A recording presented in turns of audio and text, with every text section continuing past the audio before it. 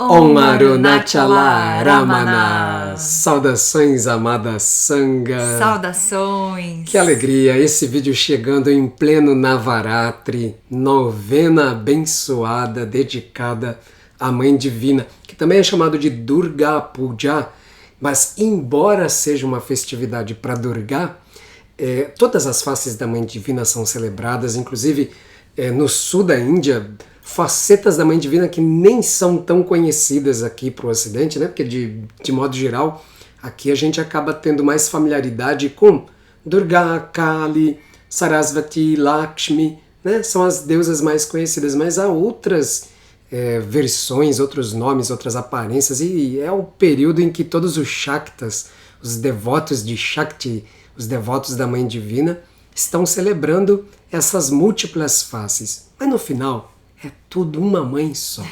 E a gente pode dizer que ela é Durga, porque ela é invencível. Exatamente, e a gente celebra junto com todos vocês aqui e junto com todos os devotos no mundo inteiro que estão reunidos em preces, em louvores, o coração contrito em oração e devoção, como uma grande corrente celebrando essa que é, na verdade, o potencial criativo, o potencial dinâmico do Supremo Um.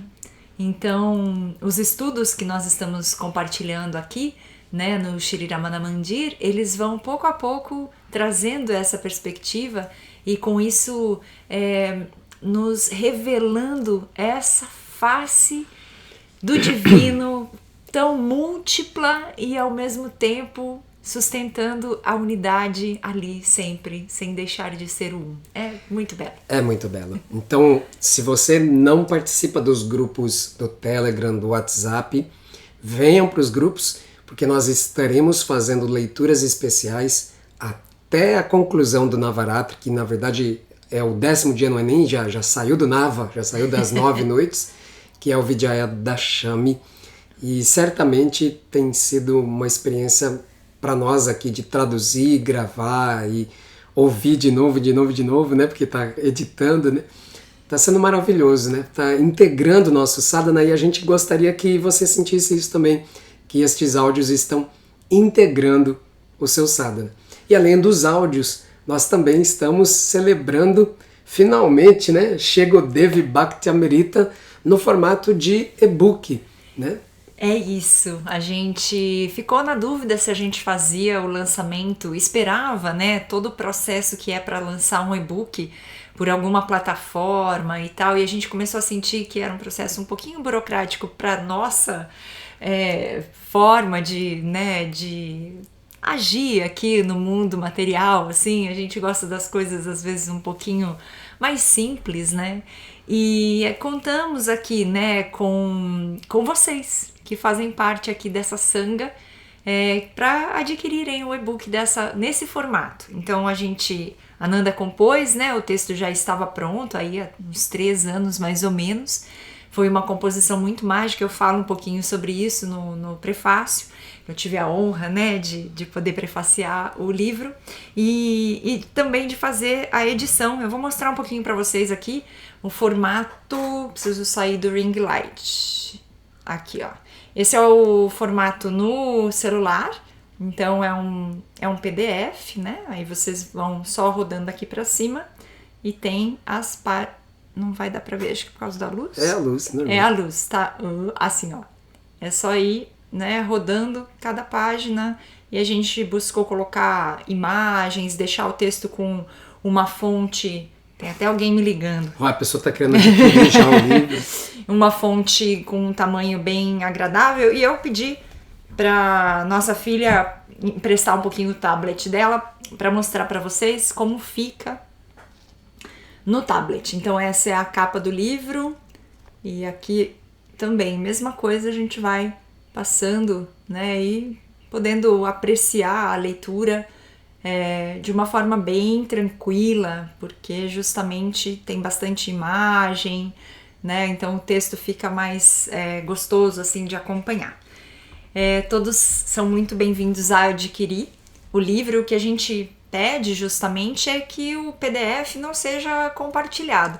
Se você adquire o livro e alguém se interessa, indica, dá o contato da gente, e é uma forma assim de contribuir com esse serviço do canal, né? Com o serviço Shri Ramana Mandir como um todo, o serviço devocional que nós temos a feliz oportunidade de realizar aqui junto com vocês. Então é uma alegria. Esses recursos, eles vêm para justamente a gente continuar fazendo o que a gente está fazendo. Novos livros vão ser lançados, né? O material, às vezes, que a gente precisa... A Nanda perdeu um fone super importante essa semana. O nosso gato destruiu o fio do fone que ele usa nas mentorias individuais, que é um fone que tem um microfone, então já precisamos adquirir um novo fone.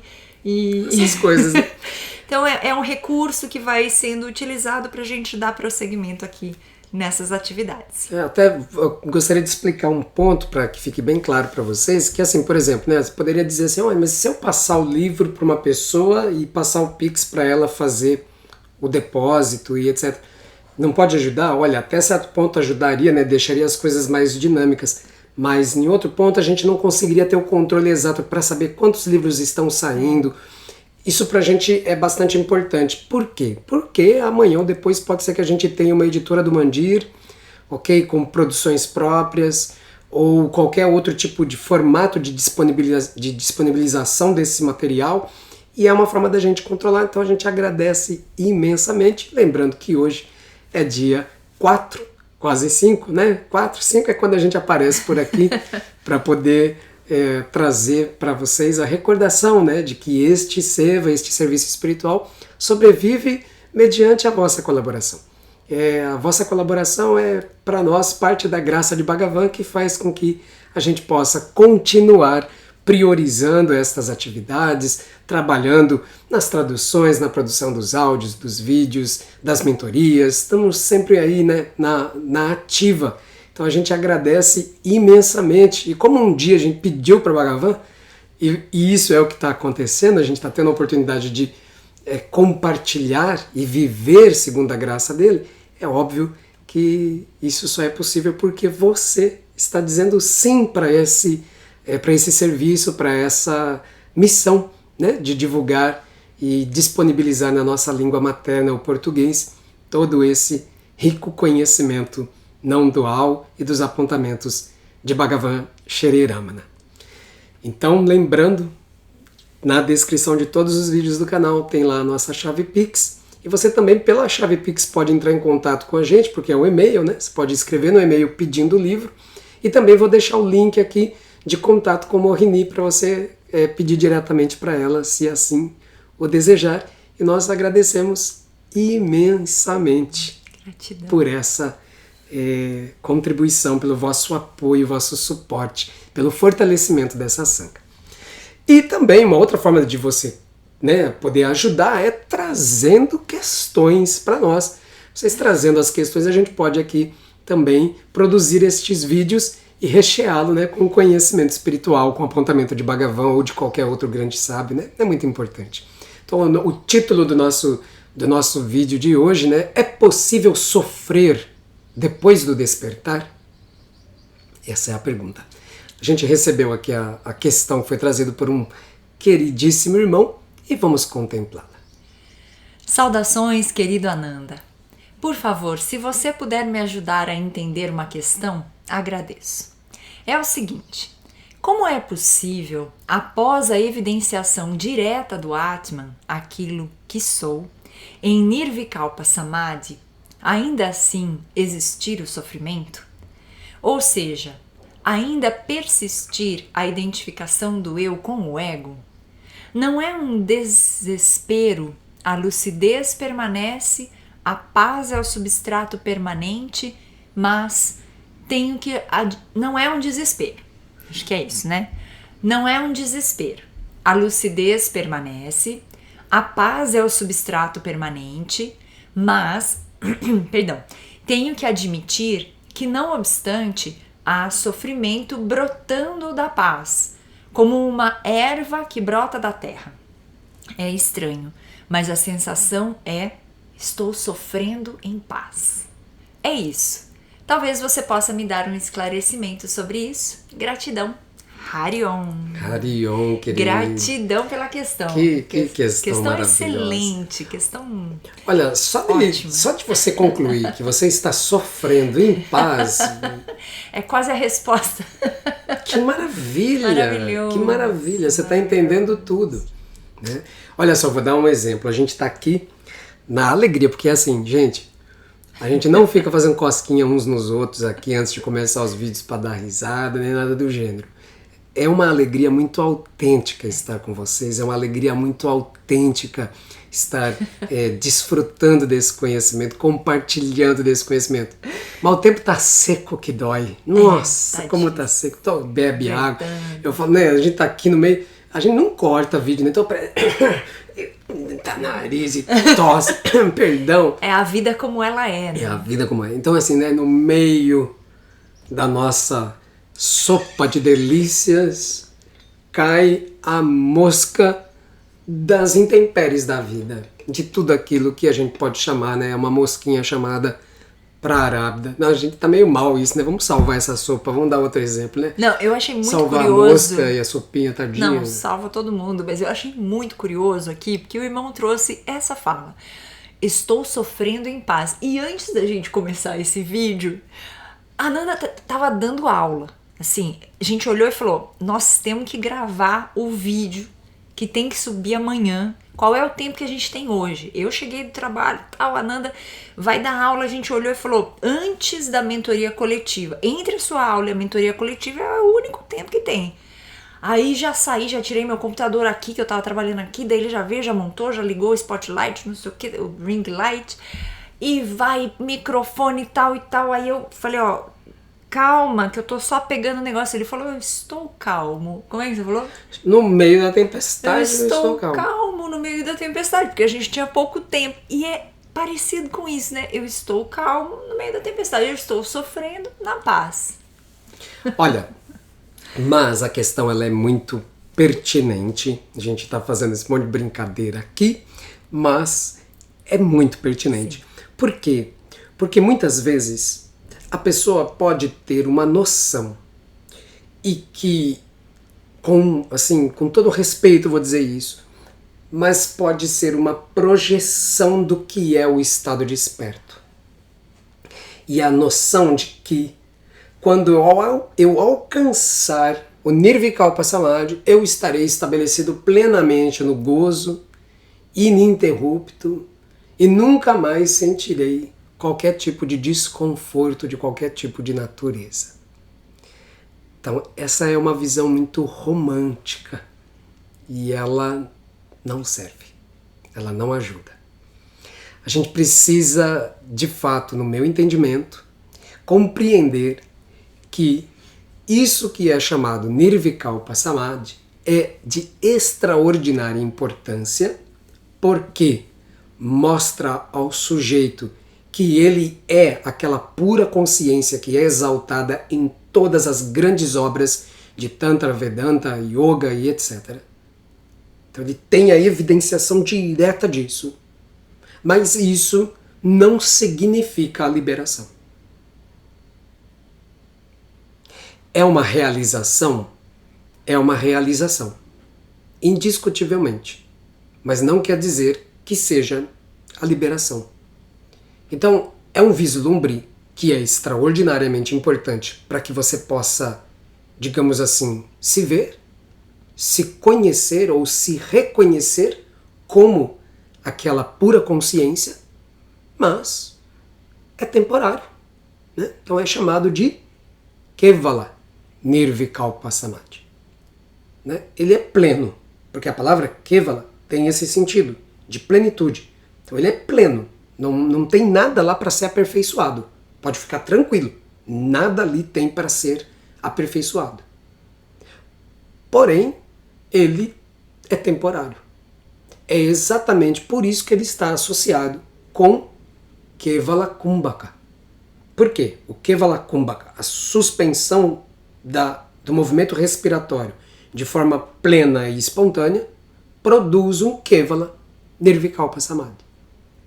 tão logo o fluxo respiratório volte ao seu movimento, aquele estado é perdido.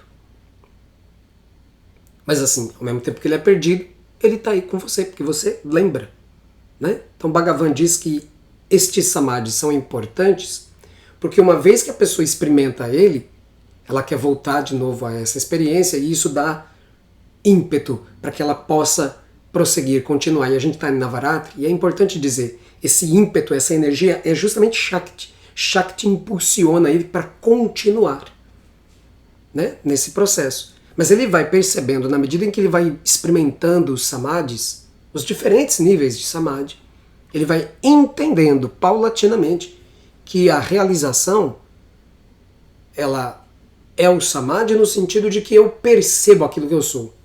Mas ela não é a liberação, porque a liberação não está condicionada ao samadhi, já que o samadhi ainda é um estado, né? Então tudo aquilo que é um estado, ele tem início, meio e fim.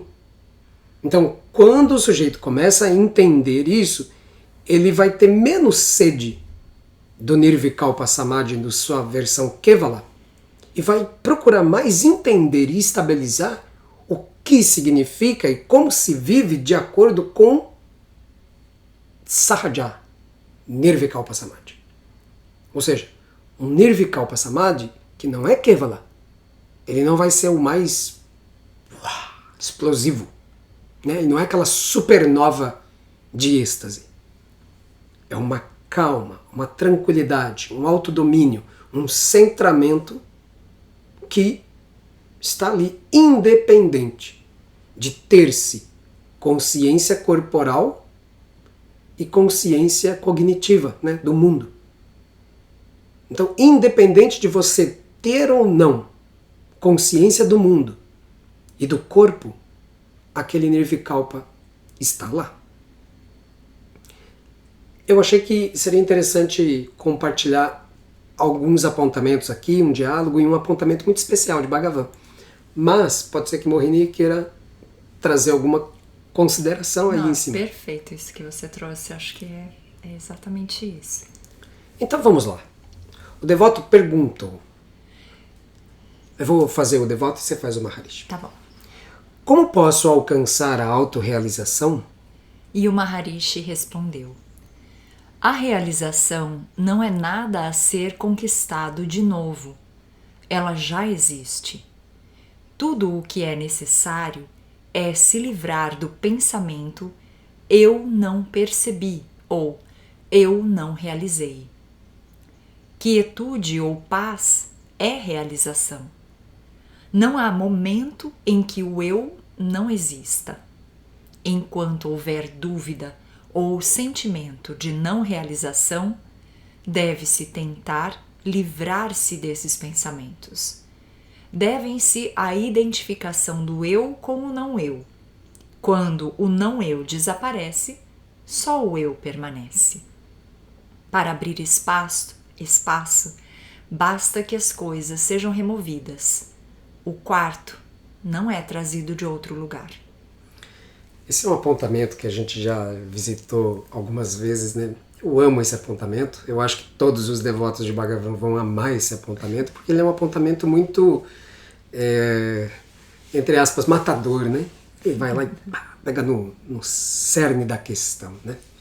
Então, como eu posso alcançar a autorrealização? Veja, se a gente fosse traduzir, né, a gente poderia traduzir autorrealização como percepção de mim, percepção de si, autopercepção. Então, assim, como eu posso alcançar a autopercepção? Na verdade, a autopercepção está sempre presente. Você não deixa de se perceber. Mesmo quando você está envolvido com as atividades de corpo, fala e mente, você continua lá como o eu. É claro que esse auto-perceber-se não quer dizer que o eu converteu-se num objeto da percepção, porque isso não é possível. Então, quando a gente entende que o eu não é um objeto da percepção, a gente deixa de criar a ideia de que quando eu estou em Nirvikalpa Samadhi, eu estou percebendo o eu e só o eu. E, portanto, o eu se tornou objeto de mim mesmo. Logo, eu preciso ter mais disso para poder me tornar o eu. Você não se torna o eu, você é o eu. Essa mesma discussão é aquela em que Bhagavan fala sobre haverão dois eus, um que percebe e outro que é percebido. Então os amigos vão lembrar, né? Esse diálogo é o mesmo diálogo. É nesse diálogo que está discutindo-se isso. Então, como não há qualquer tipo de objetificação que possa ser feita para o Atman, você nunca deixa de ser o Atman e você nunca precisa de fato perceber o Atman. Então, o que é o trabalho efetivamente? E aí Bhagavan faz essa metáfora linda, né? Para abrir espaço, basta que as coisas sejam removidas, você não precisa trazer o quarto de outro lugar. Né? Então, o que de fato caracteriza o que você, irmão, está chamando de sofrimento, provavelmente, eu aposto todas as minhas fichas nisso, diz respeito ao movimento do pensamento. É o pensamento que está te colocando na sensação de que você não é realizado, de que você não é a pura liberdade da consciência. E tem gente que pode considerar que essa fala é uma fala que está em acordo com o Neo-Advaita, né? Porque isso é muito reforçado dentro do Neo-Advaita. E eu sinto que a gente não deve fazer essa confusão. Pelo seguinte, embora a consciência seja sempre ela mesma a verdadeira, pura, imaculada e indeclinável liberdade, isto não é experimentado por causa dos obstáculos mentais.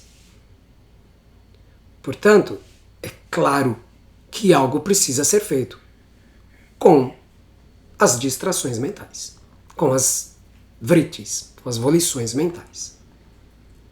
E a primeira coisa que a gente precisa fazer é justamente destruir o paradigma de que eu vou me tornar aquilo que eu sou. Eu não posso me tornar o que eu já sou. Se eu já sou, não há tornar. Porque se existisse tornar-se o que eu sou, este tornar estaria atrelado ao tempo. Então, a liberação seria condicionada ao tempo.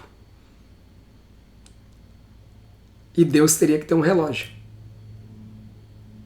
E aí a gente estaria discutindo materialismo e não metafísica não dual.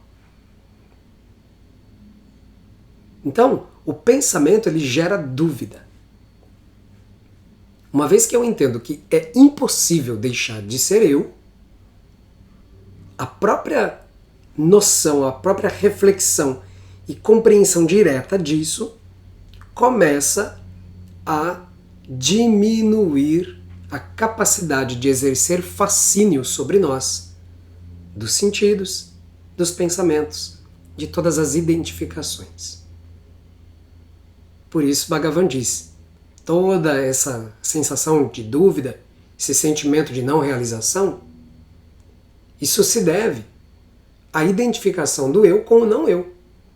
Quando o não eu desaparece, o eu permanece. Por que o eu permanece? Porque essa já é a natureza dele. Ele é isso.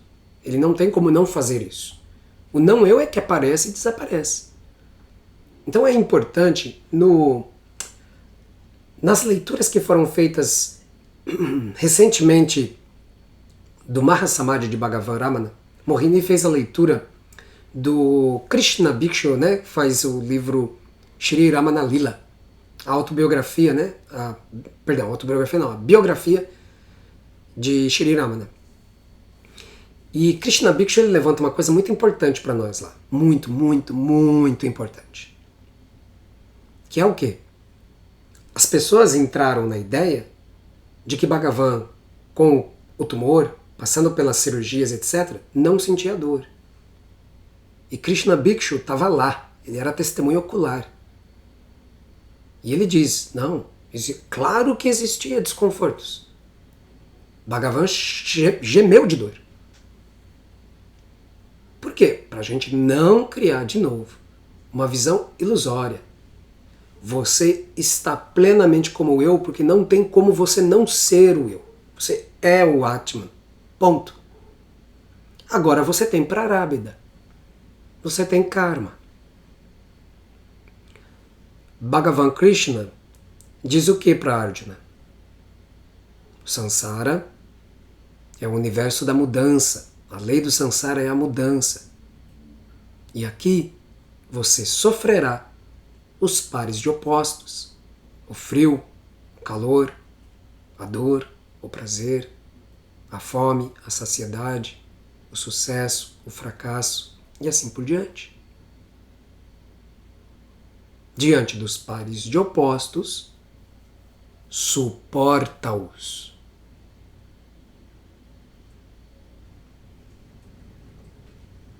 Bhagavan Krishna não dá uma falsa publicidade para nós, sabe? Olha, você nunca mais sentirá os pares de opostos.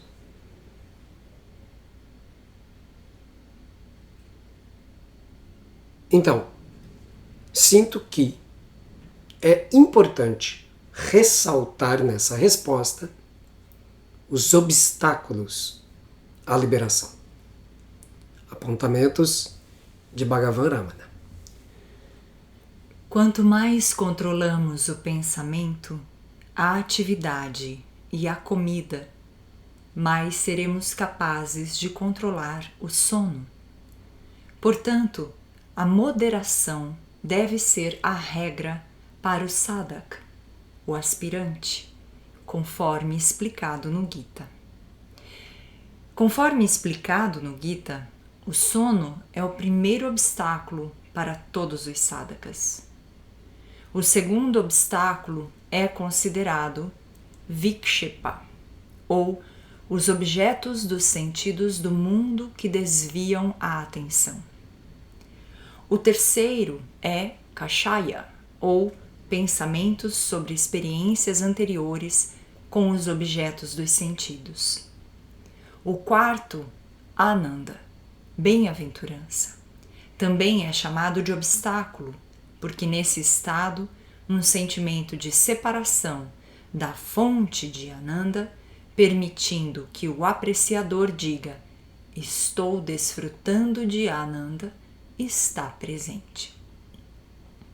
Até mesmo isso deve ser superado, e o estágio final de Samadhana ou Samadhi deve ser alcançado, onde a pessoa se torna Ananda, ou um com a realidade, e a dualidade de desfrutador e desfrutado cessa no oceano de Satchitananda, existência, consciência, bem-aventurança ou o self. Muito bem, então olha a importância disso. Isso daqui, eu vou inclusive fazer o seguinte, eu vou deixar esse texto na descrição desse vídeo.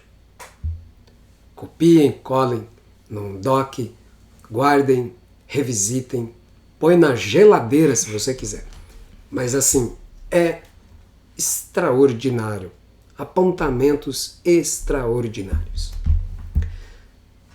Vamos lá. Controle de pensamento, atividade, comida, e que por conseguinte também significa o controle do sono, isso é para que a gente elabore devidamente as gunas. Para que a gente faça com que as gunas se tornem nossas parceiras de sadhana. Esse é um ponto. As gunas não precisam ser para sempre obstáculos. Elas podem ser suas parceiras no sadhana. Vou dar um exemplo. Você se senta para contemplação. Quão importante é a imobilidade do seu corpo? Quão importante é a imobilidade da mente? Quem é a parceria aí? Então, tamas se torna o aspecto positivo de Devi. É Shakti te ajudando. O outro ponto que Bhagavan levanta aqui para nós é Vikshepa. Vikshepa é toda a pluralidade, é toda a diversidade. Então são os objetos que ficam atraindo a nossa atenção. Ora, a nossa prática ela não pode estar reduzida, se pretendemos o Sahaja Nirvikalpa Samadhi, ela não pode estar limitada a um período, a um tempo. Portanto, nós devemos continuar em Nirvikalpa Samadhi e Sahaja, mesmo quando temos os olhos abertos, mesmo quando estamos envolvidos com atividades. Então, o principal ponto para você começar a movimentar as gunas e todos esses elementos que são de limitação como instrumentos para a liberação, é você executar as tarefas sem pensar em nada que desvie a atenção mental de estar presente naquilo que se faz. Veja que isso está diretamente relacionado com o Kashaya, que é justamente os pensamentos sobre experiências anteriores. Porque a gente está tendo experiências com objetos, com vivências, e pensando em coisas que já foram, projetando coisas que podem ser. Isso, de novo, deixa a mente agitada. Isso impossibilita que você possa experimentar familiaridade com o vidente que você é. E aqui é especialmente importante recordar, a pontuar, que esses pensamentos sobre experiências passadas podem ser também experiências de samadhis passados, ok? Que podem acabar se tornando obstáculos para você. E é aí que vem os apontamentos sobre a bem-aventurança, Bhagavan, em outros diálogos ele vai dizer isso, Qual é o pior obstáculo? É o êxtase. A gente se apega ao êxtase. A gente acredita que o êxtase e aquele que está extasiado são coisas distintas. Então, a Ananda precisa ser incorporado, de forma que você entenda esse incorporado como perfeitamente assentado dentro de você, entendendo que não é distinto de você. Então, ele não pode ser euforia. Não pode ser o processo eufórico. Ademais, suportemos o karma, suportemos o prarabdha, orando para o Supremo, orando para o Guru, orando para Devi, para que nós possamos contemplar os aspectos vidya, os aspectos de sabedoria que estão presentes em todas as experiências, inclusive essas que a gente chama de sofrimento, e que um olhar um pouco mais profundo a gente vai entender que o nome mais adequado é oportunidade. Ou até mesmo graça. Graça. É só a graça de Bhagavan novamente atuando, ajudando-nos a mais e mais ir gerando a libertação da nossa mentalidade, tanto dos venenos mentais quanto do fascínio sansárico. Então, quando vem a dor e o sofrimento, a gente pode sorrir e agradecer, porque isso está surgindo para nos favorecer a desenvolver mais e mais abhyasa e vairagya, mais constância na prática e mais desapego. E essa é a chave, para a resposta para essa questão, porque num determinado momento você vai estar mergulhado nessa situação, nesse sofrimento em paz. E aí, para onde você vai direcionar a sua energia vital? Então, sabendo que é graça divina, isso já transforma, a percepção do que vem a ser esse sofrimento. Sabendo que continuar o sadhana, continuar a prática abhyasa é a chave, com desapego é a chave, então tudo se transforma a partir disso. É sempre uma mudança na nossa percepção que faz toda a diferença. É a mudança na percepção. Afinal de contas, se nós já somos o ser, já somos o Atman, e estamos nos acreditando separado, então é uma mudança na percepção. Estamos sofrendo na paz, talvez uma mudança na percepção e tudo se transforma. Bhagavan diz que a liberação é uma questão de perspectiva. É uma perspectiva. Esperamos que essa partilha tenha sido de auxílio para o irmão e para outras pessoas mais. Novamente, nós agradecemos todo o suporte de vocês para a continuidade desse Seva e que este Navaratri traga muitas bênçãos para todos nós. Om Namo Bhagavate Shri Ramanaya. Jayama. Jayama.